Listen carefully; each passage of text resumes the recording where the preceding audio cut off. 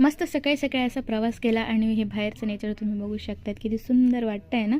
सकाळी सकाळी प्रवास सुरू केला ना की फ्रेश असं वाटतं. रस्ता मोकळा होता म्हणून मी गाडी चालवायला सुरू केलं. माझ्या हस्बंडचं असं म्हणणं आहे की मला सगळ्याच गोष्टी आल्या पाहिजे. गाडी चालवणं असो, बाईक असो किंवा मग कार असो किंवा मग दुकानातले कस्टमर हर प्रकारचे करता आले पाहिजे.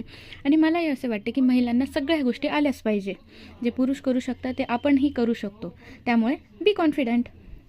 नाशिकला पोचल्यानंतर मस्त असं मिसळ खाल्ली आणि हा ॲम्बियन्स बघून तुम्हाला माहितीच पडू शकतं की आम्ही कुठे मिसळ खाल्ली.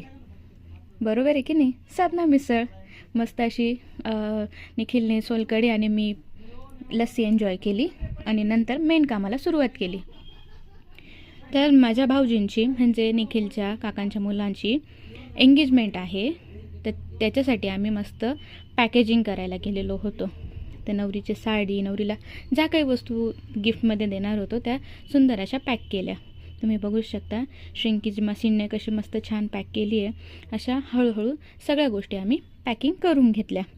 या पॅकिंग केल्यानंतर बघू शकता तुम्ही केवढा पसारा झाला आहे. असो, पण याचा रिझल्ट आपण बघूया नेक्स्ट व्लॉगमध्ये.